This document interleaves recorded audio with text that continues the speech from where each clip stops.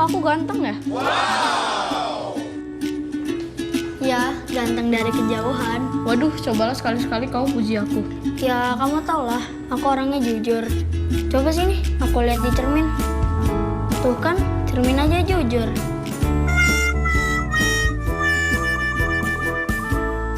Tapi iya ya, bayanganku kok sama kayak aku. Ya, mati lampu. Nyalain senter HP dong. Kan nggak terlalu gelap, kamu takut ya? Wah, ternyata ada yang lebih jelek daripada aku. Siapa? Ya kamu, itu bayanganmu hitam. Kamu ini.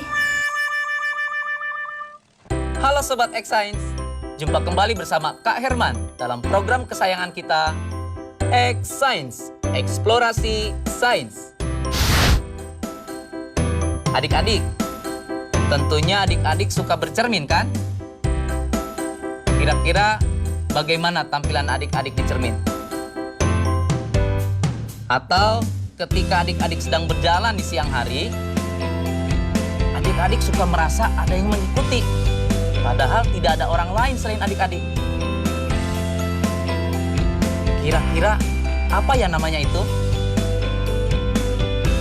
Nah, adik-adik, jika adik-adik pada siang hari sedang berjalan sendirian, seolah-olah ada yang mengikuti, itu namanya bayang-bayang.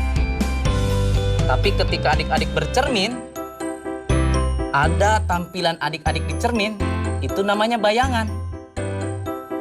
Jadi, bayangan adalah gambar yang dibentuk oleh pantulan cahaya dari cermin atau pembiasan lensa.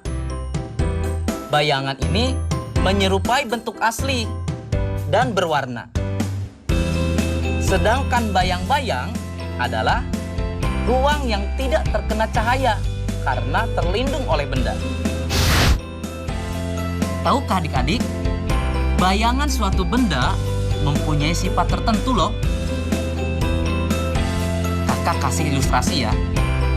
Jika adik-adik bercermin di cermin yang datar, bayangan yang terbentuk seperti apa kira-kira? Kemudian, jika melihat ke kaca spion, bayangan yang terbentuk bagaimana? Lalu, jika adik-adik melihat ke bagian sendok makan yang terbuat dari logam, bayangannya kira-kira bagaimana ya? Nah adik-adik, dari ilustrasi tersebut, ternyata sifat bayangan suatu benda itu berbeda-beda, bergantung pada cermin yang digunakan. Yang pertama, bayangan itu bisa tegak. Apa itu bayangan yang tegak?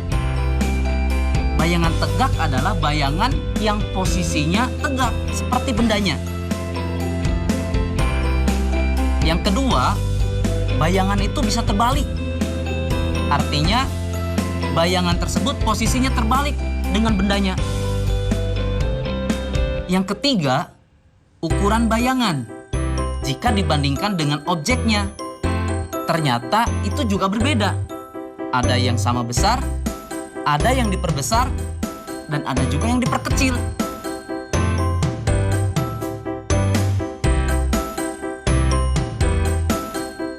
Keempat, bayangan itu bisa nyata ataupun bisa maya. Yang bagaimana sih bayangan yang nyata itu? Bayangan yang nyata itu adalah bayangan yang bisa ditangkap oleh layar. Sedangkan bayangan yang maya, bayangan yang tidak dapat ditangkap oleh layar. Saatnya kita bernalar. Yuk, mari kita bernalar ya.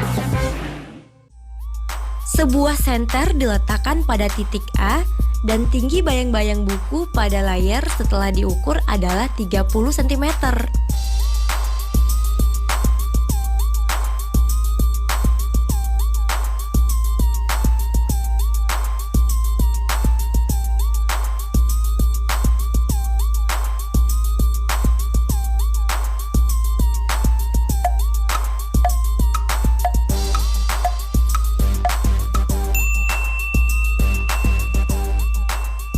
Nah adik-adik, Beginilah jawaban dari soal nalar yang tadi diberikan. Tinggi bayangan buku pada layar menjadi lebih besar dari 30 cm. Hal ini disebabkan karena posisi buku menjadi lebih dekat dengan sumber cahaya. Semakin dekat dengan sumber cahaya, bayangan yang terbentuk akan semakin besar. Nah, bagaimana adik-adik? Menarik bukan penjelasan tentang bunyi dan cahaya? Belajar lebih menyenangkan bersama X-Science. Sampai jumpa. Nah, adik-adik, sekarang waktunya menjawab pertanyaan.